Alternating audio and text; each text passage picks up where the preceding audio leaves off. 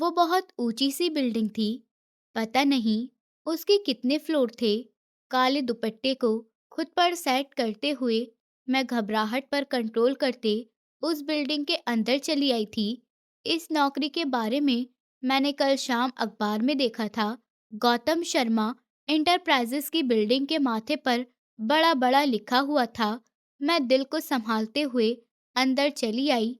एक तरफ लगे बड़े से शीशे के सामने रुककर मैंने खुद पर एक नज़र डाली।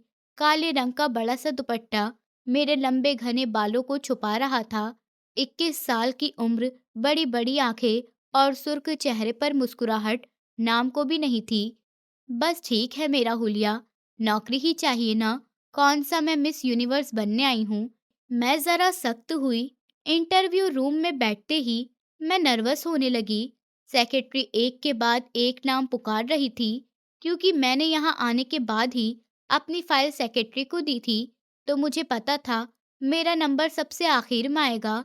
इंतजार करते करते मेरी कमर दुखने लगी थी। 2 घंटे बाद जब सेक्रेटरी ने मेरा नाम पुकारा, तो मेरी सारी हिम्मत जवाब दे चुकी थी। मुझे 100% यकीन था कि मुझे ये नौकरी नहीं मिलेगी, मगर खुद पर कंट्रोल करते हुए मैं उठ खड़ी हुई। क्या मैं अंदर आ जाऊं सर? दरवाजे को हल्का सा खटखटाकर मैं अंदर आई, जहां इंटरव्यू पैनल बैठा था। 3 मर्द, जिनमें से बीच वाले की नजरें कुछ ज्यादा ही गहरी थीं। उसकी पर्सनैलिटी भी बाकी दोनों के मुकाबले बहुत अच्छी थी। मैं नर्वस सी होने लगी। आइए मिस ईशानी, फाइल में तो आपका नाम यही लिखा हुआ है। वही बीच वाला इंसान बोला था। मैं घबराती हुई उनके सामने जाकर कुर्सी पर बैठ गई थी। आपने इंटर किया है, मगर मेरी इस वैकेंसी के लिए तो मास्टर्स का होना ज़रूरी है। सामने बैठे गौतम शर्मा ने एक नज़र में ही मेरी फाइल को जांच लिया था। अफसोस से फाइल बंद करके उसने टेबल पर डाली। मेरी आंखों में आंसू आने लगे। अगर ऐसी बात थी तो पहले ही बता देते। 2 घंटे मुझे बाहर बैठाने की क्या ज़रूरत थी? पता नहीं कैसे ये शब्द मेरे मुंह से निकले। मैं खुद घबरा गई। सामने बैठे गौतम ने चौंक कर मेरी तरफ देखा। ठीक है मिस्टर, आप दोनों का बहुत थैंक यू। आप लोग अब जा सकते हैं। वो मुड़कर दाएं बाएं देखते हुए उन दोनों लोगों से बोला था, जो हैरत से मुझे देख रहे थे। गौतम शर्मा के कहते ही वो एकदम उठ खड़े हुए। मुझे अंदाजा हुआ कि वो कंपनी में ही किसी दूसरी पोजीशन पर थे, जबकि कंपनी का मालिक मेरे सामने बैठा था। मैं चलती हूँ, मेरी फाइल दीजिए, मुड़कर खड़े होते हुए बोली। गौतम शर्मा ने मेरी फाइल के ऊपर अपना हाथ रखा। इतनी जल्दी भी क्या है, बैठ जाइए। आपने फाइल के अंदर एक हाथ से लिखा नोट भी शामिल किया है, जिसमें आपने लिखा है कि आप एक 3 साल के बच्चे की माँ हैं और आपके पति की डेथ हो चुकी है, जिसकी वजह से आपको इस नौकरी की बहुत ज़रूरत है। क्या ये बात सही है? वो इंटरेस्ट लेते हुए पूछने लगा और मुझे देख रहा था। मैं थोड़ा घबराई। जी हाँ, ये बात सच है।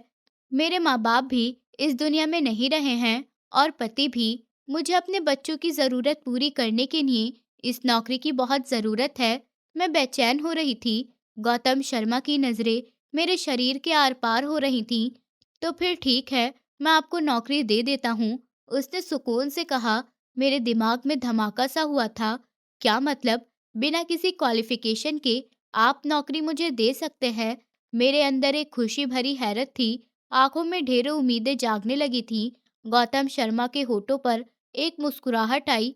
हाँ बिल्कुल, नौकरी तो मैं आपको दे सकता हूँ, मगर ये वाली नहीं, एक और, अगर आप चाहें तो। उसका अंदाज डील करने वाला था। मेरे चेहरे की मुस्कुराहट गायब हुई। कैसी नौकरी?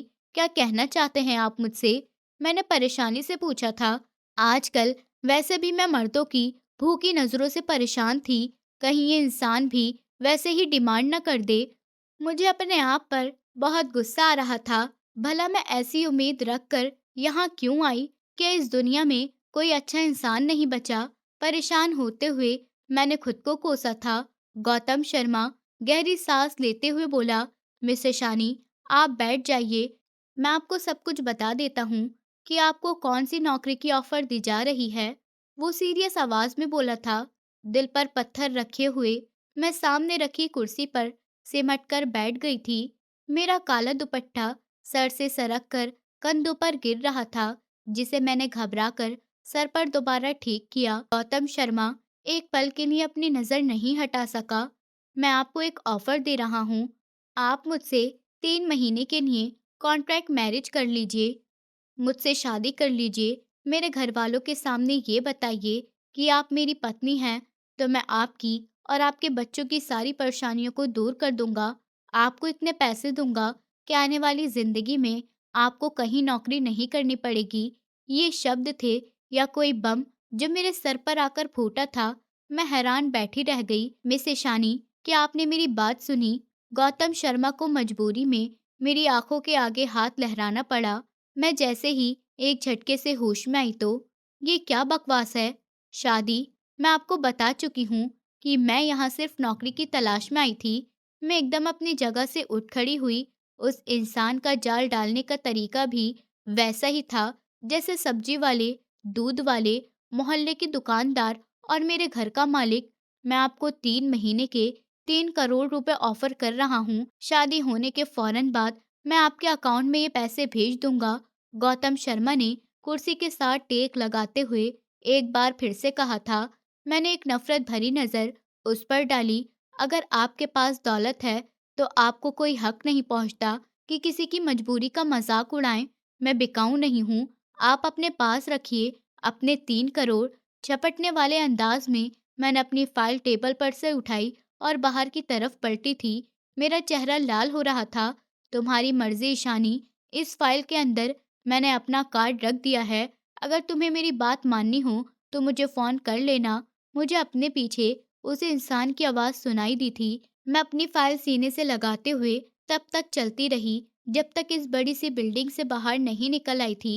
मेरी आंखों में बार बार आंसू आ रहे थे, जिन्हें मैं हाथ से रगड़कर साफ कर रही थी। आखिर मैं इतनी बेसहारा क्यों थी? इस भरी दुनिया में कोई अच्छा इंसान नहीं बचा। रिक्शा में बैठते ही मैंने गहरी सांस ली। फालतू में 100 रुपए बर्बाद हो गए। यहाँ आने और जाने के लिए इन पैसों से मैं आर्यन के लिए कुछ खरीद लेती। मुझे अफसोस होने लगा। घर कच्ची आबादी में था, ऊपर और नीचे बना हुआ एक मकान, जिसमें ऊपर के फ्लोर पर मकान मालिक रहता था और नीचे के फ्लोर पर मैं। जाते वक्त मैं आर्यन को साथ वाली आंटी के घर छोड़कर गई थी। आर्यन ने ज्यादा परेशान तो नहीं किया। खेलते हुए आर्यन को उठाकर मैंने गले से लगाते हुए आंटी से पूछा, नहीं, इसने तो नहीं किया। हाँ, तुम्हारे मकान मालिक 2 बार पूछने आए थे कि तुम कहाँ गई हो, तुमने किराया नहीं दिया क्या? मैं बुरी तरह घबरा गई थी। किराया तो दे दिया था, पता नहीं अब वो क्या चाहते हैं। शायद किराया बढ़ाने की कोई बात करनी होगी। मैं आर्यन को गले से लगाते हुए घबराकर बाहर निकल आई थी। मैं ये जगह खोना नहीं चाहती थी। पहले कई घर मुझे इसी वजह से बदलने पड़े थे कि वहां मुझे लोग अजीब नजरों से देखने लगे थे।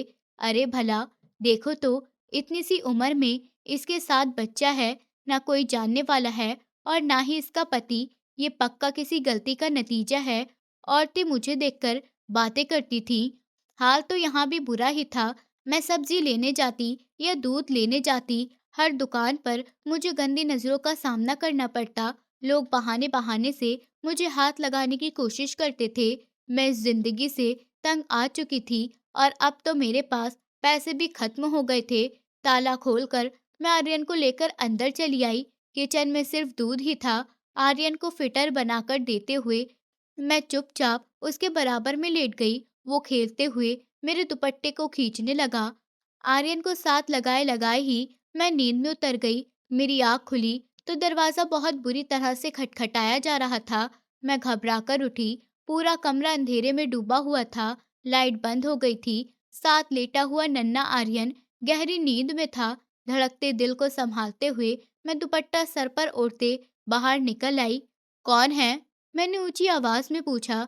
बाहर वाले दरवाजे के अंदर ये छोटा दरवाजा मेरे पोर्शन की तरफ खुलता था, जो इस वक्त पीटा जा रहा था। कौन आया है? अब की बार मैं जरा ऊंची आवाज में बोली थी। मैं हूँ रोहित, इस वक्त काम से आया हूँ। प्लीज आप मेरा खाना गर्म कर देंगी? मुझे माचिस नहीं मिल रही और लाइट चली गई है, वरना ओवन में गर्म कर लेता। ये आवाज मेरे मकान मालिक की थी। जिसकी पत्नी और जवान बेटी कल से बाहर गए हुए थे और वो इस वक्त अपने घर में अकेला था। मैं हैरान रह गई। रोहित साहब की नज़रें मुझे अजीब सी लगती थी, मगर वो मेरे मकान मालिक थे। मैं इनकार भी नहीं कर सकती थी। ना चाहते हुए मैंने दरवाज़ा खोल दिया। रोहित साहब के होठों पर एक मुस्कुराहट थी। उन्हें देखकर मैंने अचानक अपना मुंह फेरा, क्योंकि वो सिर्फ ट्राउज़र और बनियान में थे। ये खाना गरम कर दीजिए, मैंने फ्रिज से निकाला है। रोहित ने एक बाउल मेरी तरफ बढ़ाया और झिझकते हुए मैंने थाम लिया। आप इंतजार करिए, मैं गरम कर कर लाती हूँ। मैं दरवाज़ा बंद करना चाहती थी, मगर रोहित बड़े सुकून से अंदर आ गया। जी, मैं यहीं बैठ जाता हूँ, आप कर लीजिए गरम। वैसे मुझे आपसे एक बात भी पूछनी थी कि आप पानी का बहुत ज़्यादा इस्तेमाल करती हैं, ज़रा ध्यान दिया करें। वो सुकून से सोफे पर बैठ गया था। मेरी आंखों में आंसू आने लगे थे। मैं कितनी बेबस थी। मैं जल्दी से बाउल पकड़कर किचन की तरफ पलटी। रोहित को यहाँ से वापस भेजने का एक ही तरीका था कि मैं जल्द से जल्द ये खाना गर्म करके उसके हवाले कर दूं। खाना चूल्हे पर रखते अभी मैंने आग जलाई ही थी, जब मुझे अपने पीछे किसी का एहसास हुआ। एक हल्की सी चीख मेरे होठों से निकली। मैं झटका खाकर मुड़ी, मगर मुड़ नहीं सकी, क्योंकि रोहित ने एकदम मुझे अपनी पकड़ में ले लिया था। क्यों मुझसे दूर-दूर भागती हो ईशानी? जवान हो, खूबसूरत हो, इतने से बच्चे को कैसे पालोगी? मुझे पता है तुमसे कोई गलती हुई है, जिसकी वजह से ये बच्चा तुम्हारी गोद में आया, मगर फ़िक्र मत करो, मैं सब सँभाल लूँगा। मैं तुम्हें अलग घर में रखूँगा, बस मेरे साथ रहना। उसने मेरी गर्दन पर झुकते हुए सारी हदें पार कर दी थी। मैंने पूरी हिम्मत से उसे झटका देकर खुद से दूर किया। ऊपर वाले से डरिए और रोहित साहब निकल जाइए मेरे घर से, अभी और इसी वक्त, वरना मैं शोर मचाकर लोगों को इकट्ठा करूंगी। मैं बुरी तरह घबरा गई थी। डर के मारे शब्द मेरे होठों से नहीं निकल पा रहे थे। अंधेरा था, रात का वक्त था, और ये इंसान, मैं भला कैसे मुकाबला कर सकती थी? रोहित के चेहरे पर गुस्सा आ गया था। आखिर तुम में इतनी अकड़ किस बात की है? अभी हाथ पकड़कर घर से निकाल दूं तो कोई घर में भी जगह नहीं देगा। तुम जानती हो मोहल्ले में तुम्हारे बारे में कैसी कैसी बातें होती हैं। बिन ब्याही माँ कहते हैं सब तुम्हें, और मेरे सामने साफ बन रही हो जैसे कभी किसी मर्द ने छुआ ही नहीं है। वो नफरत भरे अंदाज में 2 कदम चलकर सामने आया। बचने का कोई रास्ता नहीं था। अचानक ही मैंने स्लिप पर पड़ी हुई छुरी उठाकर रोहित के सामने की। एक कदम भी मेरी तरफ बढ़ाया तो मैं जान ले लूंगी। मैं जल्दी जल्दी बोली थी। दुपट्टा फर्श पर जा गिरा था और इस वक्त मैं कांप रही थी। बस किसी तरह रोहित को यहाँ से भेजना चाहती थी। देखो ईशानी, बात समझने की कोशिश करो। मैं तुम्हें रानी बनाकर रखूंगा, सारी जरूरत पूरी करूंगा, रोज का 1,000 दिया करूंगा तुम्हें। अपने आप को देखो तो सही, अंधेरे में भी चमकते हुए हीरे की तरह लग रही हो। क्यों खुद को बर्बाद कर रही हो? अब की बार वो जरा नरम लहजे में बोला था। भूखी नजरें अब तक मेरे ऊपर गड़ी हुई थी। मैंने छुरी पर अपनी पकड़ मजबूत की। मैं कह रही हूँ, अगर एक कदम भी आगे बढ़ाया तो मैं तुम्हें जान से मार दूंगी। निकल जाओ मेरे घर से, अभी और इसी वक्त। कोई है, बचाओ मुझे, मैं एकदम ऊंची आवाज में चिल्लाई थी।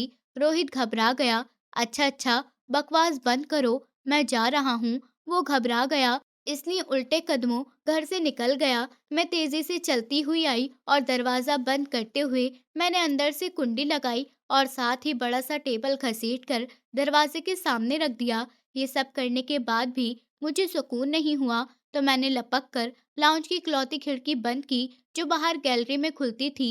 मेरी सांस उखड़ रही थी। जरा सी देर में मैं पसीने में लथपथ हो गई थी। खिड़की बंद करते हुए मैं दोनों हाथ में अपना चेहरा छुपाकर फूट फूट कर रोने लगी। मैं कहीं भी सेफ नहीं थी। भूखे भेड़िए हर जगह थे।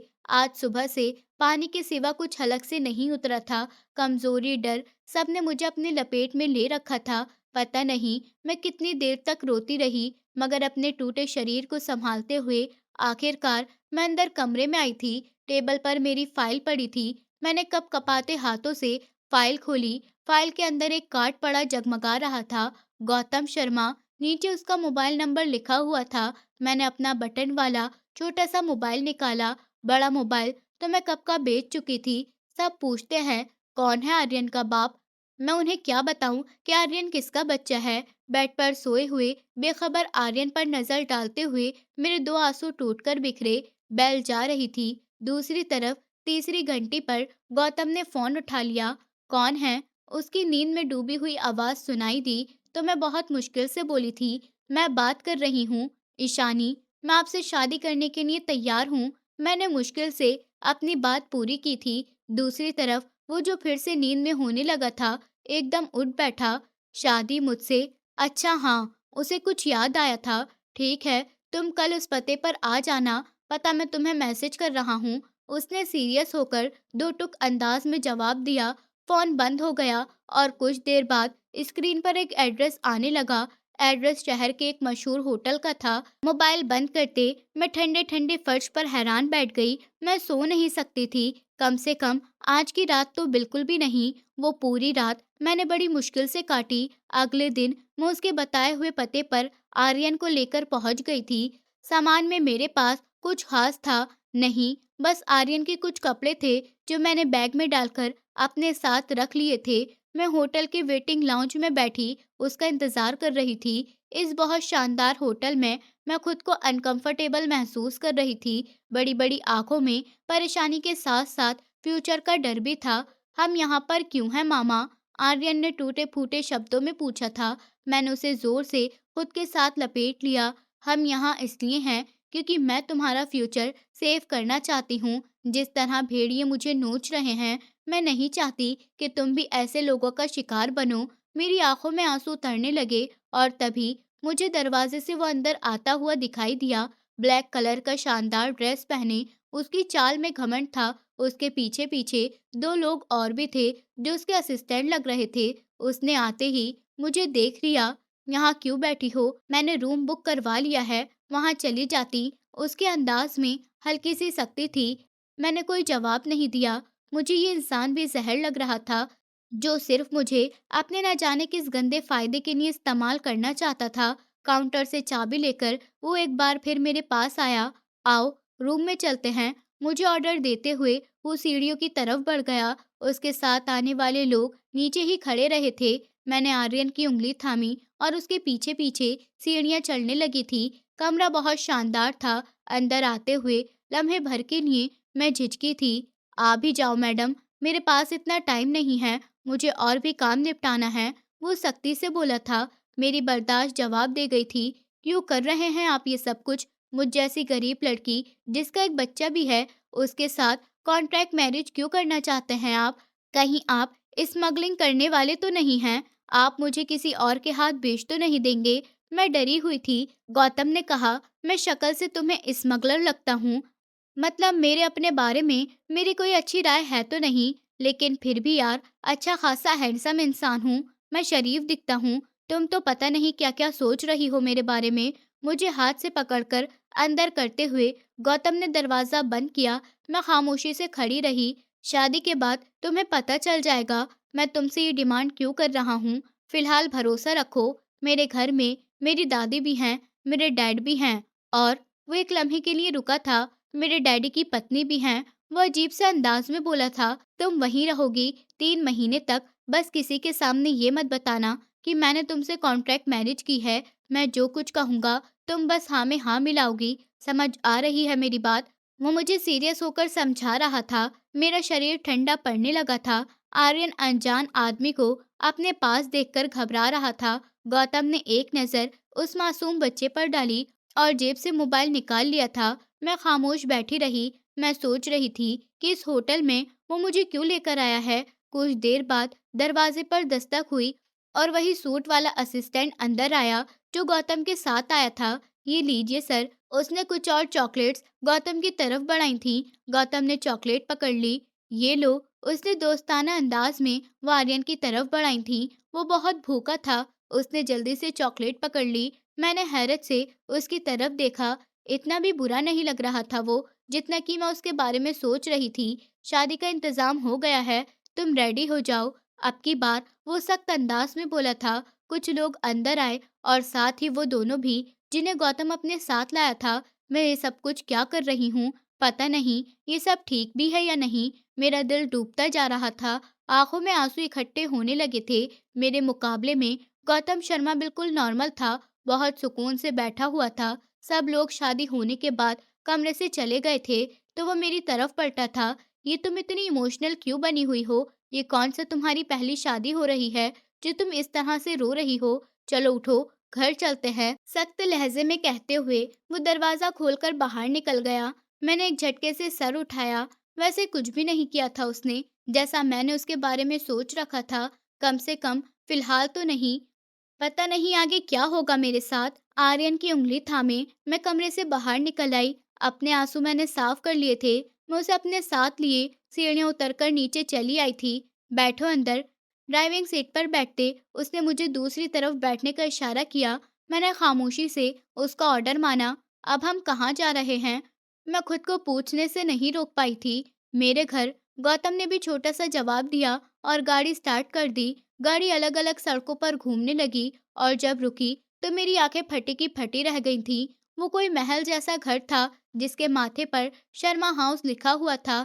अंदर आ जाओ और जो कुछ मैं कहूँ तुम्हें बस हाँ में हाँ मिलाना है। याद है ना? गाड़ी गैराज में खड़ी करते हुए वो नीचे उतर आया। मैंने भी खामोशी से उसका पीछा किया था। आगे पीछे चलते हुए हम दोनों लॉन्च में दाखिल हुए थे। गौतम आगे था और मैं उसके पीछे। जब मैंने किसी औरत की आवाज सुनी, ये किसे उठा लाए हो गौतम? नई काम वाली रखी है क्या? मैंने अपनी पलकें नीचे की। ऐसे बुरे स्वागत का तो मैंने सोचा भी नहीं था। मेरी पत्नी है ये, ईशानी नाम है इसका। गौतम ने सख्त अंदाज में मेरे बारे में बताया था, तो एकदम कांच टूटने की आवाज आई थी। मैंने सर उठाया। कीमती साड़ी में एक 30-35 साल की उम्र की औरत सामने खड़ी थी। सफेद रंगत, वो बहुत खूबसूरत थी और उसके चेहरे में हैरत झलक रही थी मेरे लिए। उसे बिल्कुल यकीन नहीं आया था कि गौतम जैसा हैंडसम और अमीर इंसान मुझ जैसी मामूली दिखने वाली लड़की से शादी कर सकता है। इसलिए उसके हाथ में पकड़ा हुआ ग्लास टूटकर चकनाचूर हो चुका था। तुमने शादी कर ली और वो भी इस लड़की से? उनके अंदाज में हैरत ही हैरत थी। किससे शादी कर ली है तुमने गौतम? फिर तुम्हारा कोई नया ड्रामा होगा। मैं तुम्हारे इस रोज रोज के तमाशे से तंग आ चुका हूँ। आखिर तुम कब तक अपनी जिंदगी को लेकर सीरियस होगे? एक मर्दाना आवाज लॉन्च में गूंजी। मैंने पलटकर देखा। एक इंसान आंखों से सनग्लासेस हटाए कमरे से निकल रहा था। गौतम और उस इंसान के चेहरे बहुत मिल रहे थे। ये मेरे डैड हैं। उसने पीछे मुड़कर मुझसे कहा था। तमाशा नहीं है डैडी, मैंने सचमुच में इस लड़की के साथ शादी कर ली है। ये ईशानी है। अब ये यहीं रहेगी मेरे साथ। वो कहता हुआ सोफे पर बैठ गया था। मेरी टांगों से जान निकलने लगी थी। नन्ना आर्यन लॉन्च में इधर उधर खेलने लगा था। ये सब चीज उसके लिए नई थी। हाँ, मगर उसके साथ तो एक बच्चा भी है। और तुम्हें ऐसी इमरजेंसी में शादी करने की क्या जरूरत पड़ गई है? सब क्या तमाशा है गौतम? वो आदमी बड़ी बुरी तरह चिल्ला रहे थे। क्यों बच्चे के दुश्मन बन गए हो? पहले उसके पीछे पड़े रहते थे कि शादी नहीं करता। अब अगर वो शादी करके आ गया है तो खबरदार अगर किसी ने उसे कुछ कहा। प्यार भरी आवाज सुनते ही मैंने सर उठाया। अरे मेरी दादी जान, कैसी हैं आप? गौतम पहली बार सामने होकर किसी से मिला था। मैंने देखा वो एक बूढ़ी सी औरत थी जो लिपटा लिपटा कर गौतम को प्यार कर रही थी। फिर उन्होंने मेरी तरफ देखा और खेलते हुए आर्यन को मैंने घबराकर नजरें झुका ली। आपने ही बिगाड़ रखा है इसे। न जाने कहाँ से इस लड़की को उठाकर ले आया है और अपनी पत्नी बता रहा है। सब तमाशे हैं इसके। मैं जानती हूँ। साड़ी वाली औरत की आवाज आई तो दादी उसकी तरफ मुड़ी थी। बस करो रूपा, यह हमारे घर का मैटर है। गौतम ने क्या किया है और क्या नहीं, मैं अभी जिंदा हूँ, मैं खुद ही देख लूंगी। और जिंदा तो उसका बाप भी है। और कुछ कहती, इतने में गौतम सुकून से उठकर खड़ा हो गया था।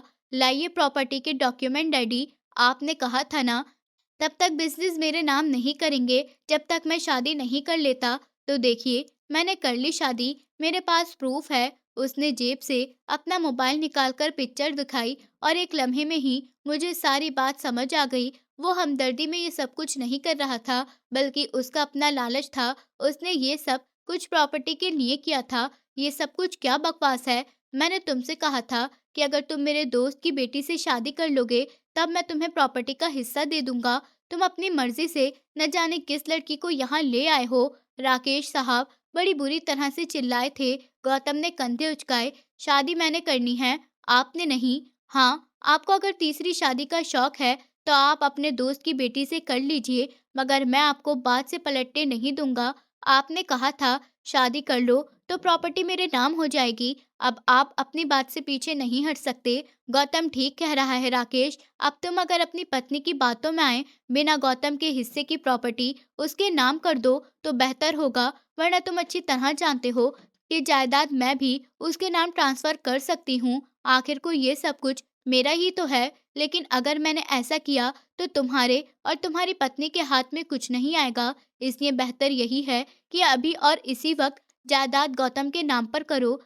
दादी जी कड़क आवाज में बोली थी। गौतम के होठों पर मुस्कुराहट बिखर गई। मैं खामोशी से सारे तमाशे का हिस्सा बनी हुई खड़ी थी। कैसे गौतम शर्मा ने मुझे इस्तेमाल किया था। मेरी आंखों में आंसू तैरने लगे थे। भाड़ में जाइए इंसान, मैं अपने पैसे लेकर यहाँ से चली जाऊंगी, किसी अच्छी जगह फ्लैट खरीदूंगी और आर्यन की परवरिश करूंगी। मैंने अपने दिमाग में प्लान बना लिया था और वो अपने ही किसी बात पर झगड़ रहे थे। मॉडर्न औरत जोर-जोर से बोलने की कोशिश कर रही थी। "रूपा, तुम खामोश रहो, ये हमारे घर का मामला है।" दादी जी ने उस औरत को बड़ी बुरी तरह झटक दिया। वो शायद उसकी सौतेली माँ थीं। राकेश साहब गुस्से से पैर पटकते हुए घर से निकल गए थे और रूपा वापस कमरे की तरफ मुड़ गई थी। सिर्फ दादी जी वहाँ पर रह गई थीं। "थैंक यू दादी जी।" वो एक बार फिर अपनी दादी से लिपटा था। "थैंक यू के बच्चे, लड़की तो बहुत प्यारी है। क्या ये बच्चा इसका है?"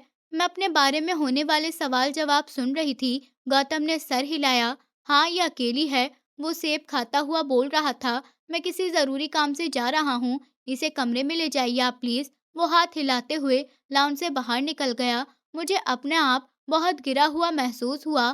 भूख से अब मेरी हालत बहुत बेकार हो रही थी। दादी जी ने पास आकर प्यार से मेरे सर पर हाथ फेरा था। "ये तो बहुत अच्छा काम किया है गौतम ने। आओ मेरे साथ चलो।" वो मेरा हाथ पकड़कर सीढ़ियों की तरफ बढ़ गई थी। "दादी जी मुझे गौतम के कमरे में ले आई थी। तुम नहा धो लो, मैं तुम्हारे लिए खाना भिजवाती हूँ। उसके बाद तुम तैयार हो जाना। शादी के बाद पहली बार जब पति अपने पत्नी को देखता है, तो उसे सजा हुआ होना चाहिए।" दादी की बात पर मैं बड़ी बुरी तरह घबरा गई थी। "नहीं नहीं, ऐसा कुछ नहीं है। आप पहले गौतम से इस बारे में बात कर लीजिए।" मैं परेशान थी, मगर दादी जी ने मेरी एक नहीं सुनी। "मैं तुम्हारे बेटे को अपने साथ लेकर जा रही हूँ। नीचे बहुत नौकर हैं, वो उसे संभाल लेंगे। शाम हो रही है, गौतम बस आने ही वाला होगा।" वो कमरे से निकल गईं। मैं घबराती हुई रह गई। कुछ देर बाद एक नौकरानी खाने की ट्रे और एक खूबसूरत जोड़ा दे गई थी। "ये जोड़ा किसका है?" मैं हैरान रह गई थी। "ये गौतम साहब की दादी जी की शादी का जोड़ा है। उन्होंने भेजा है कि आप पहनकर तैयार हो जाएं।" मेरा दिल चाहा कि अपना सर दीवार में देकर मार दूं। ऐसा कुछ था ही नहीं जैसा दादी जी समझ रही थी। नौकरानी कमरे से निकल गई तो मैंने दरवाजा खोलकर देखा। नीचे लॉन्च में आर्यन नजर आ रहा था। वो एक नौकरानी के हाथ से खाना खा रहा था। वो बड़ा खुश था। सुकून का सांस लेकर मैं पलटी। खुद मेरी भूख से जान निकल रही थी। मैं टूट पड़ने वाले अंदाज में खाना शुरू कर चुकी थी, तो तब रुकी जब मैंने ट्रे में मौजूद हर चीज खत्म कर दी थी। खाली बर्तन देखकर मुझे शर्मिंदगी सी महसूस हुई थी। अभी तक तैयार नहीं हुई, गौतम बस आने वाला है। माँ तो उसकी जिंदा नहीं है और बाप को उसकी जिंदगी से कोई लेना देना नहीं है। बस मैं ही हूँ और मुझे एहसास है कि उसकी जिंदगी के ये लम्हे बहुत खास हैं। "जाओ, जल्दी जाकर कपड़े बदलो।" दादी जी की आवाज पर मैं चौंक गई थी। "मैं ये नहीं पहन सकती, मैं कोई आम दुल्हन नहीं हूँ।" मेरी बात मेरे मुंह में ही रह गई थी। दादी जी ने जोड़ा मेरे हाथ में पकड़कर मुझे बाथरूम की तरफ धकेल दिया था। मेरा दिल डूबने लगा था। न चाहते हुए भी मैं वो लाल जोड़ा पहनकर बाथरूम से बाहर निकल आई थी। मैं गौतम को बता दूंगी कि दादी जी ने जबरदस्ती मुझे ये पहनाया था। मैं दोनों तरफ से भारी लहंगा उठाते हुए वॉशरूम से बाहर निकली। वाह, यहाँ तो पूरी तैयारी चल रही है शादी की रात मनाए जाने की। गौतम की आवाज पर मैंने चौंक कर सर उठाया। वो पहले से ही कमरे में मौजूद था और अब सोफे पर बैठ मेरे ऊपर नजरें जमाए हुए था। मैं शर्म से लाल पड़ गई। दादी जी ने बहुत मजबूर किया। "मैं भी चेंज कर लेती हूँ।" मैं वापस पलटी। "अब रुक जाओ, देख लेने दो, क्या चाहिए इसके बदले में?" मुँह दिखाई भी 3 करोड़ रुपए दे रहा हूँ। क्या तुम्हें इस शादी को असली शादी में बदलना है? गौतम की आवाज़ सीरियस हुई। वो कदम-कदम चलता मेरे पास आकर खड़ा हो गया। मुझे अपना दिल डूबता हुआ महसूस हुआ। आपने अभी तक मेरे अकाउंट में पैसे ट्रांसफ़र नहीं किए। अगर आपने प्रॉपर्टी के लिए ये सब कुछ किया, तो प्रॉपर्टी अब आपको मिल गई होगी। अब मुझे जाने दीजिए। मैं रिक्वेस्ट भरे अंदाज़ में बोली थी। गौतम ने गहरी नज़रों से मुझे देखा था। लाल रंग के इतने अच्छे जोड़े में मैं गज़ब ढा रही थी। अभी पेपर मेरे नाम पर ट्रांसफ़र नहीं हुए, कुछ दिन लगेंगे। और रही बात तुम्हारी रकम की, मैं काम खत्म होने के बाद ही तुम्हें दूँगा। हाँ, और कोई और डिमांड है तो कहो, मैं पूरी कर देता हूँ। वो खुश होकर बोलता मेरी तरफ झुका था। मैं लड़खड़ाकर 2 कदम पीछे हटती बोली, शर्म करिए आप कुछ, हमारी शादी सिर्फ़ एक कॉन्ट्रैक्ट मैरिज है। मेरी बात पर गौतम की मुस्कुराहट गायब हुई। तो फिर ये दुल्हन बनकर मेरे सामने क्यों खड़ी हो और मेरे कमरे में क्या कर रही हो? तुम्हें कहा था किसी और कमरे में रहना, जाओ जाकर चेंज करके आओ, सख्त लहजे में कहता वो पलट गया था। मैंने सर झटका। ये इंसान बात बात पर बेइज्जती करने का हुनर जानता है और अब मुझे इस बेइज्जती की आदत डाल लेनी चाहिए जब तक मुझे पैसे नहीं मिल जाते। मैं गहरी सांस लेते हुए पलटकर वॉशरूम में बंद हो गई थी। कपड़े बदल करके मैं बाहर निकली तो गौतम बेड पर लेटा हुआ था। सो जाओ यहीं पर, अब तुम्हारा बेटा नीचे है, दादी उसका ख्याल रख लेंगी। मैंने गौतम को कहते सुना, मगर उसे इग्नोर करते हुए मैं कमरे से बाहर निकल आई थी। मैं वहाँ आर्यन के लिए आई थी, तो आर्यन को नहीं छोड़ सकती थी। वो मुझे एक नौकरानी की गोद में नजर आया, गहरी नींद में सोया हुआ। बड़ी मैडम ने कहा है कि बच्चा मैं उनके कमरे में सुला दूं, इसलिए मैं उसे वहां लेकर जा रही हूँ। नौकरानी ने मुझे बता दिया था और मैं उसे रोकना चाहती थी, मगर इन बड़े लोगों के बीच मैं फंसकर रह गई थी। अंदर आकर सो जाओ, दरवाज़ा बंद करो, मैं डिस्टर्ब हो रहा हूँ। गौतम ने मुँह बनाते हुए कहा, तो मैं दरवाज़ा बंद करते हुए अंदर आ गई थी। मैं उसके बेड को देखने लगी और फिर सोफ़े पर बैठ गई थी। बच्चे और तुम्हारे चेहरे में काफ़ी फ़र्क है। तुमने उसके बाप के बारे में नहीं बताया। कौन था वो? गौतम ने मोबाइल पर नज़रें जमाए मुझसे सवाल किया था। मैंने घबराते हुए उसकी तरफ देखा। आपको इस बात से क्या मतलब है? आप अपने काम से काम रखिए। सुकड़ कर सोफे पर लेटते हुए मैंने अपनी आंखें बंद कर ली थी। कल रात भी मैं ठीक तरह से नहीं सोई थी, तब जबरदस्ती ही आंखें बंद होती जा रही थी। कुछ लम्हों में ही मैं गहरी नींद में चली गई थी। अगली सुबह गौतम ने मेरा कंधा हिलाकर मुझे उठाया। मैं ऑफिस जा रहा हूँ। घर में कोई भी पूछे तो कॉन्ट्रैक्ट मैरिज के बारे में मत बताना। मैंने सोते हुए हालात में सर हिला दिया। आर्यन का ख्याल आते ही मैं उठकर बैठ गई। फ्रेश होकर मैं नीचे आई तो आर्यन मुझे लॉन्च में खेलते हुए नजर आया। उसके कपड़े किसी ने बदल दिए थे और वो खुशी से फुटबॉल खेल रहा था। दादी जी उसके पास ही थी।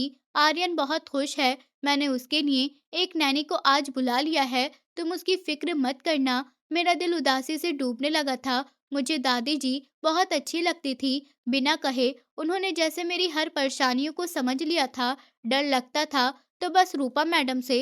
वो मुझे ऐसे देखती थी जैसे खा जाएंगी। उनके कमरे से निकलते ही मैं गायब हो जाया करती थी। उस रात गौतम घर वापस ही नहीं आया, बल्कि वो अगले 1 हफ्ते तक वापस नहीं आया था। मैं बेताबी से उसकी वापसी का इंतजार करती थी कि वो आए तो मैं अपने पैसे लेकर इस घर से जा सकूं। और जिस दिन गौतम आया, ऐसा तमाशा लगा कि मैं खुद हैरान रह गई थी। मैं अपने कमरे में आर्यन को सुलाने के बाद उसके खिलौने समेट रही थी जब मुझे नीचे से आती आवाज़ों ने अपनी तरफ खींचा। राकेश, मैं कहती हूँ, पूछिए इससे, वो लड़की कौन है? शक्ल से और आदतों से तो काम वाली मासी लगती है। आप अपनी दौलत इसके नाम मत करिए और वो न जाने किसका बच्चा साथ लेकर आई है। आधी प्रॉपर्टी आपको उसके नाम भी करनी पड़ जाएगी। मैं तो कहती हूँ 2 थप्पड़ लगाइए उसे और निकाल दीजिए इस घर से, और इस गौतम को भी। ये रूपा मैडम की आवाज़ थी। मैं दरवाज़ा खोलकर बाहर निकली। गौतम लाल पड़ते चेहरे के साथ खड़ा था। डैडी, मैं आपसे बात कर रहा हूँ। अपनी पत्नी को कहिए मेरे मामले में इंटरफेयर ना करें, डॉक्यूमेंट पर साइन करें, मुझे एक डील फाइनल करनी है। वो खुद पर कंट्रोल करते हुए बोला था, मगर रूपा मैडम आज बहुत गुस्से में थी। सोफे पर बैठे राकेश साहब के सामने से उन्होंने फाइल उठाकर अपने हाथ में पकड़ी। एक थैला नहीं मिलेगा तुम्हें। बिल्कुल अपनी माँ की तरह बदतमीज और ढीठ हो। मर क्यों नहीं जाते तुम, जिस तरह वो मर गई थी? रूपा मैडम ने एकदम चिल्लाकर कहा था। गौतम की बर्दाश्त खत्म हुई। उसने एकदम आगे बढ़कर दोनों हाथों से रूपा मैडम का गला दबोच लिया था। मेरी माँ के बारे में कोई बकवास नहीं करना, उन्हें मारने वाली आप थी। आपने मारा था उन्हें, है ना? वो एकदम चिल्लाया था। सोफे पर बैठे राकेश साहब फौरन उठे। पीछे हट जाओ गौतम, ये तुम किस तरह बात कर रहे हो रूपा से? अगर तुम्हें उसे अपनी माँ नहीं मानते तो वो तुम्हारी मासी भी है, कुछ शर्म करो। उन्होंने गौतम को पीछे छुड़ाया था। मासी नहीं है मेरी, डायन है डायन। उन्होंने सिर्फ आपकी दौलत के लिए आपको अपने जाल में फंसाया, जबकि इस औरत की बहन आपकी पत्नी थी। भूल गए हैं आप वो वक्त जब ये 2-2 महीने इस घर में आकर रुका करती थी। इस औरत के चक्कर में आकर आप मेरी माँ को मारा करते थे और फिर आखिरकार वो मर गईं। गलती तो इन्होंने की है। घटिया हैं आप दोनों। एक जोरदार आवाज के साथ राकेश साहब का हाथ गौतम के चेहरे पर पड़ा था। वो हैरान रह गया। राकेश साहब खुद भी पछताए। आई एम सॉरी गौतम, मैं तुम पर हाथ नहीं उठाना चाहता था, लेकिन तुम बहुत गलत बात कर रहे हो। तुम्हारी माँ की मौत ऊपर वाले की मर्जी से हुई है। उन्होंने दोनों हाथ उठाकर गौतम को संभालना चाहा, मगर उसकी लाल पड़ती आंखों ने राकेश साहब को बता दिया था कि वो गलती कर चुके हैं। इट्स ओके गौतम, मैं साइन कर रहा हूँ। मैं पावर ऑफ अटर्नी तुम्हारे नाम ट्रांसफर कर रहा हूँ। उन्होंने रूपा के हाथ से फाइल खींची। वो 2 कदम पीछे हटा। साइन तो आपको अब करने ही हैं, वरना इस शहर में आपकी जितनी प्रॉपर्टी मौजूद है, मैं सबको आग लगा दूंगा और मैं अपनी माँ के कत्ल के जुर्म में आप दोनों को अंदर करवा दूंगा। वो चबा-चबा कर कहता बर्दाश्त की आखिरी हदों पर था। राकेश साहब ने घबराते हुए अंदाज में जल्दी-जल्दी साइन करके फाइल उसके सामने कर दी। कूल डाउन गौतम, भूल जाओ इस सब को। और कुछ कहना चाहते थे, मगर वो झपटने वाले अंदाज में फाइल उनके हाथ से छीनकर एक खतरनाक नजर रूपा आंटी पर डालता ऊपर की तरफ बढ़ गया था। नीचे वो एक बार फिर कुछ कह रही थीं, चिल्ला रही थीं, मगर गौतम ने इस बार पलटकर नहीं देखा। कमरे का दरवाजा खोलकर अंदर आया तो मैं जो हैरान खड़ी थी, एकदम काँप कर रह गई थी। गौतम की आंखें आग की तरह जल रही थी। तुम यहाँ पर क्यों खड़ी हो? तमाशा देख रही थी क्या? सख्त अंदाज में कहता उसने फाइल ड्रेसिंग टेबल पर रखी थी। गौतम की आवाज सुनकर आर्यन भी उठ गया और कमरे से बाहर चला गया। मैंने आर्यन को नहीं रोका क्योंकि गौतम इस वक्त बहुत गुस्से में था। शर्ट के बटन खोलते उसने शर्ट उतारकर उछाल दी। मैंने अपनी नजरें चुराई। इधर आओ, मेरा सर दबाओ। सोफे पर बैठते उसने मुझे ऑर्डर दिया। घबराते हुए मैं कुछ कदम चलकर आगे आई। गौतम के शरीर पर शर्ट नहीं थी और वह अपने गुस्से को कंट्रोल करने की नाकाम कोशिश कर रहा था। न चाहते हुए भी मैं उसका सर दबाने लगी थी।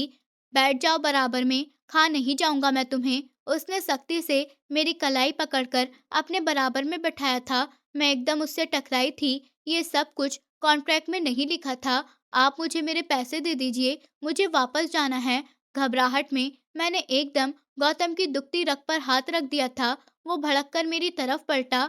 भाड़ में गया कॉन्ट्रैक्ट, मैं तुम्हारे साथ भलाई कर रहा हूँ, मगर तुम भलाई के लायक नहीं हो। सारी औरतें एक जैसी होती है ना? कॉन्ट्रैक्ट से पहले मैंने तुमसे शादी की है और शादी का मतलब जानती हो ना? उसने एकदम मुझे दोनों कंधों से दबोचा था। मेरी आंखों में आंसू आ गए थे। ये सब गलत है, ये सिर्फ एक कॉन्ट्रैक्ट मैरिज है। मगर गौतम, वो तो जैसे गुस्से से बाहर ही होने लगा था। लाउंज में होने वाली सारी बातों का गुस्सा उसके अंदर आग की तरह जल रहा था और उस गुस्से को उतारने के लिए बस एक ही सूरत नजर आ रही थी उसे, और वो थी मैं। देख लेंगे कॉन्ट्रैक्ट को, पहले तुम शादी के हक पूरे करो। गौतम की बात पर मैं काँप कर रह गई। घटी-घटी सिसकियों के बीच मैंने एक बार फिर गौतम को उसकी हदें याद करवाना चाही, मगर मैं बेबस थी। आर्यन के लिए मुझे सब कुछ बर्दाश्त करना ही था। उसके बेहतर फ्यूचर के लिए मैं किन लोगों में आ फंसी थी। सुबह मेरी आँख खुली तो मैं बेड से टेक लगाए हैरान बैठी थी। गहरी सांस लेता वो उठ खड़ा हुआ। आई एम सॉरी, मैं कल रात बहुत गुस्से में था। सख्त अंदाज में कहते उसने उठकर अपनी शर्ट पहनी। मैं कुछ नहीं बोली। मैं पैसे आज तुम्हारे अकाउंट में ट्रांसफर कर दूंगा। वो मेरा ध्यान अपनी तरफ खींचने की कोशिश कर रहा था, मगर मैं खामोश बैठी रही। यहाँ तक कि मैं रो भी नहीं रही थी। ईशानी, आर्यन किसका बच्चा है? ये तुम्हारी पहली शादी थी ना? क्या मैं सच कह रहा हूँ? वो मेरे बारे में सच्चाई जान गया था। मैंने मुश्किल से अपना चेहरा मोड़कर देखा। वो अपनी शर्ट के बटन अधूरे छोड़कर बेड पर मेरे बराबर में आकर बैठ गया था। उसकी गहरी नज़रें मुझे देख रही थी। मैंने बेबसी से अपनी आंखें बंद कर ली। तुम कुंवारी थी, तुमने मुझसे झूठ बोला कि तुम्हारा पति मर गया है। आर्यन तुम्हारा बच्चा नहीं हो सकता। वो नरम आवाज में पूछ रहा था। मैं सिसक पड़ी। हाँ, वो मेरा बेटा नहीं है। जब मैं छोटी थी, मेरे माँ-बाप इस दुनिया से चले गए थे। तब चाची मुझे अपने घर ले गई। मैं किसी नौकरानी की तरह उनके घर में पलती रही। चाचा की एक बेटी थी, मेरी ही उम्र की, स्नेहा। हर चीज़ उसे मिलती और मुझे उसकी उतरन में खामोशी से ज़िंदगी गुज़ारनी पड़ती रहती थी। मगर मेरी किस्मत इतनी भी अच्छी नहीं थी। मेरे लिए रिश्ते आते थे, मगर चाची मना कर देती थी। वो मुझ जैसी मुफ्त की नौकरानी को हाथ से जाने कैसे दे सकती थी। और जब मैं 18 साल की हुई, तो मैं एक लम्हे के लिए रुकी थी। मेरे हाथ काँप रहे थे। गौतम ने धीरे से मेरा हाथ थामा। मैंने अपना हाथ नहीं छुड़ाया, मैं जिसे अपना सब कुछ हार चुकी थी। एक रात चाची मेरे कमरे में आईं। वो बहुत घबराई हुई थीं। उन्होंने मुझे कहा कि हम लोग कश्मीर जा रहे हैं, चाचा शहर में ही रहेंगे। कश्मीर में चाचा का अपना एक रेस्ट हाउस था। सवाल-जवाब मैं नहीं कर सकती थी, तो खामोशी से चाची और स्नेहा के साथ कश्मीर में आ गई। स्नेहा उन दिनों बड़े से दुपट्टे ओढ़कर रखती थी। मुझे ऐसा लगता था जैसे वो बीमार है, पर मैं सवाल नहीं कर सकती थी। मेरा कॉलेज अधूरा रह गया। कश्मीर आकर मुझे पता चला कि चाची वहाँ 1 या 2 दिन के लिए नहीं, बल्कि पूरे 9 महीने के लिए आई थीं। और कश्मीर पहुँचने के बाद जब स्नेहा ने दुपट्टा उतारा, तो मैं देखकर हैरान रह गई कि वो प्रेग्नेंट थी। कुछ महीने की प्रेगनेंसी नज़र आ रही थी। कोई और तो नहीं पहचान सका, लेकिन एक लड़की होने के नाते मैं पहचान गई थी। ये क्या है? मेरे होठों से अचानक निकला। चाची ने एक जोरदार थप्पड़ मेरे मुंह पर दे मारा। खबरदार, जो किसी के सामने नाम लिया। स्नेहा से गलती हुई थी। मैंने लाख कोशिश की कि बच्चे को खत्म करवा दूं, मगर मैं नहीं करवा सकी। तुम जानती हो ना, स्नेहा की अभी शादी नहीं हुई है। अगर ये वहां रहती तो लोग इसके बारे में क्या क्या बातें करते। इसलिए मैं उसे यहाँ लेकर आ गई हूँ। तुम्हारे चाचा से मैंने बहाना बनाया कि स्नेहा को हवा में बदलाव की ज़रूरत है। वो ज़्यादातर अपने बिजनेस में बिजी रहते हैं। उन्होंने ध्यान नहीं दिया। कुछ महीने बाद जब स्नेहा का बच्चा पैदा हो जाएगा, तब हम यहाँ से वापस शहर चले जाएंगे। लेकिन तब तक तुम एक शब्द भी नहीं कहोगी। चाची ने पहले गुस्सा किया और बाद में मुझसे रिक्वेस्ट करना शुरू कर दी। मैं हैरान रह गई, मगर उनके ऑर्डर के खिलाफ नहीं जा सकती थी। मैं खामोश रही। चाची ने कश्मीर के रेस्ट हाउस में मौजूद एक इकलौते नौकर को भी निकाल दिया। सारे काम तो मुझसे करवाती रहीं। कुछ महीने गुजरे और स्नेहा ने कश्मीर के ही एक अस्पताल में बेटे को जन्म दिया। चाची हॉस्पिटल में मुझे साथ लेकर गई थी। आर्यन की पैदाइश नॉर्मल हुई थी, इसलिए स्नेहा की तबीयत बिल्कुल ठीक थी। अस्पताल में वो दिन सुकून से गुजरे। मैं पूछना चाहती थी कि अब चाची इस बच्चे का क्या करेंगी। मुझे डर था कि कहीं वो उसे अनाथ आश्रम में न डाल दें। मगर एक दिन चाची ने उस नन्हे से बच्चे को मेरी गोद में थमाया और मुझसे कहा, स्नेहा को आज हॉस्पिटल से छुट्टी मिल जाएगी। मैं उसका डिस्चार्ज कार्ड बनवा रही हूँ। तुम यहाँ पर मेरा इंतजार करो। बच्चे को लेकर मैं हॉस्पिटल में टहलने लगी। स्नेहा उस वक्त अपने कमरे में थी। चाची ने खुद ही मुझे कहा था कि फिलहाल स्नेहा के सामने बच्चे को ज्यादा नहीं लेकर जाना, वरना वो उसे छोड़ने को तैयार नहीं होगी। मैं बच्चे को लेकर अस्पताल की पिछली तरफ निकल आई थी। मुझे काफी देर गुजर गई। जब मुझे अंदाजा हुआ कि चाची ने डिस्चार्ज कार्ड बनवा लिया होगा, तब मैं बच्चे को लेकर वापस आई। मगर कमरे में ना तो स्नेहा थी और ना ही चाची। मेरे कदमों के नीचे से जमीन निकल गई। काउंटर पर पूछा तो उन्होंने कहा कि चाची तो स्नेहा को लेकर घर वापस जा चुकी हैं। धड़कते दिल के साथ मैं छोटे से बच्चे को लेकर जब रेस्ट हाउस पहुंची, तो एक नई मुसीबत मेरा इंतजार कर रही थी। रेस्ट हाउस पर ताला लगा हुआ था। मेरे पास मोबाइल नहीं था। अच्छा था कि पर्स में कुछ पैसे मौजूद थे। मैं नहीं जानती थी कि चाची कहाँ गई हैं। मैंने हर जगह पता कर लिया। मैं बुरी तरह से घबराई हुई थी। रेस्ट हाउस के सामने पड़ी बेंच पर मैंने वो पूरी रात काटी थी। मेरी गोद में नन्हा आर्यन बड़ी बुरी तरह रो रहा था। कश्मीर में मैं किसी को नहीं जानती थी कि किसी से ठिकाना मांगती। मेरे पास एक ही रास्ता था। मैंने अपने पैसों से शहर वापसी का टिकट लिया और जब मैं घर पहुंची, तो एक नई मुसीबत मेरा इंतजार कर रही थी। चाची और स्नेहा मुझसे पहले ही घर वापस आ गई थी। मैं घर में आई तो चाची मुझे देखते ही एकदम मेरी तरफ भागी। बदतमीज, कहाँ चली गई थी, आज वापस आई है, अपनी गलती का सबूत लेकर, ये दिन दिखाने के लिए तुझे मैंने पाला था। उनके शब्दों ने मुझे ज़मीन में धँस दिया था। मुझे पता चला कि जब चाची स्नेहा और मुझे लेकर कश्मीर गई थीं, उन्होंने चाचा को कहानी सुना दी थी कि कश्मीर से मैं भाग गई हूँ और ये बच्चा जो स्नेहा का था, वो मेरा बच्चा बनाकर चाचा के सामने पेश कर रही थी। चाचा और चाची ने बहुत मारा और जब मैंने स्नेहा का नाम लिया, तो चाचा ने मुझे धक्के मारकर घर से निकाल दिया क्योंकि मैं दुराचारी थी और मेरी गोद में एक बच्चा था। मेरे पास कोई सबूत नहीं था ये बताने के लिए कि ये बच्चा स्नेहा का है। मैं चिल्लाती रही मगर किसी ने मेरी बात नहीं मानी। मैं इस बच्चे को कहीं फेंक देना चाहती थी। मुझे इससे नफरत होने लगी थी मगर फिर मैंने सोचा इसकी क्या गलती है। मेरी जिंदगी में और तो कोई था ही नहीं। मैंने इसका नाम आर्यन रखा और उसे लेकर चल पड़ी। एक कॉलेज की दोस्त के घर कुछ दिन के लिए जगह मिली मगर वहां भी बिना बिहाई माँ के ताने मेरे गले पड़ने लगे। दोस्त ने कुछ पैसे देकर मुझे वहां से निकाल दिया। फिर दूसरा घर, तीसरा घर, मैं लगातार फ्लैट्स बदलती रही, छोटी मोटी नौकरियां करती रही और आर्यन 3 साल का हो गया। आपने सही कहा, मेरी पहली शादी नहीं हुई थी। ये मेरी पहली शादी है और आपने मुझे बर्बाद कर दिया है। थके हुए अंदाज में बोलती मैं बुरी तरह टूट गई थी।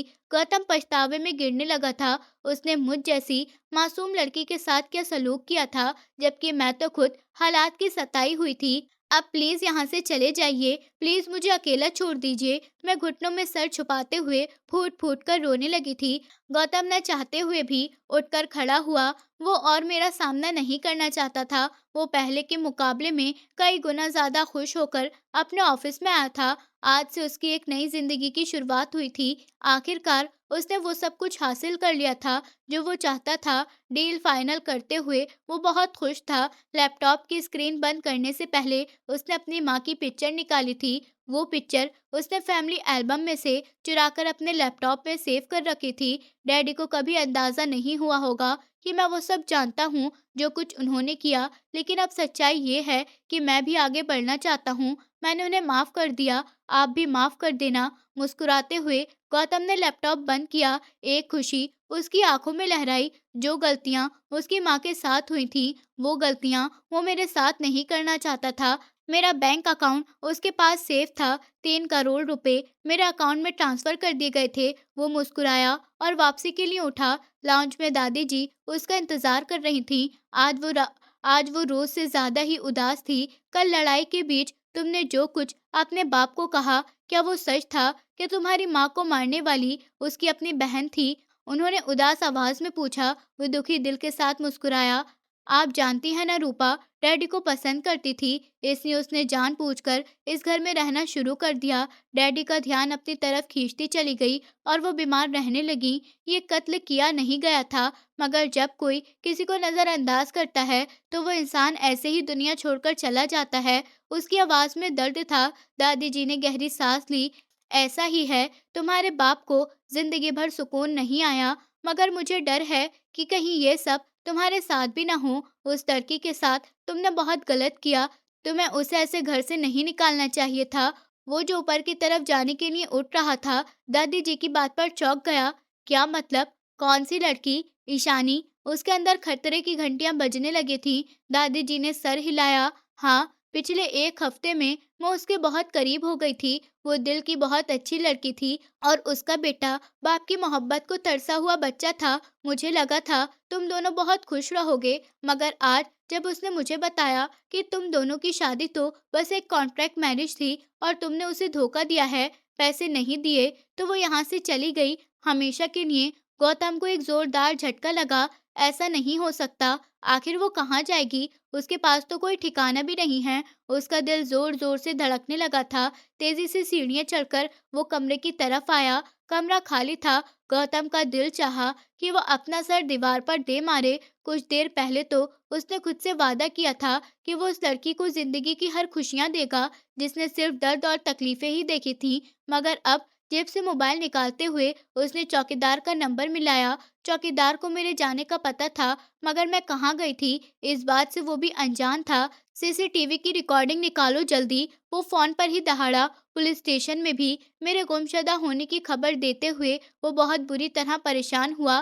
तुमने तो उससे कॉन्ट्रैक्ट मैरिज की थी, तो फिर अब उसके लिए इतना परेशान क्यों हो रहे हो? शीशे में उसने अपने आप से सवाल किया था, मगर उसके पास जवाब नहीं था। शाम तक उसकी हालत बहुत खराब हो चुकी थी। वो जानता था कि मेरे पास कोई ठिकाना, कोई रहने की जगह नहीं है। आखिर मैं कहाँ चली गई? रात के 3 बजे के पास वो कई सड़कें और गलियां छान चुका था। जब उसे पुलिस स्टेशन से कॉल आई, आपकी बताई हुई लड़की मिल गई है।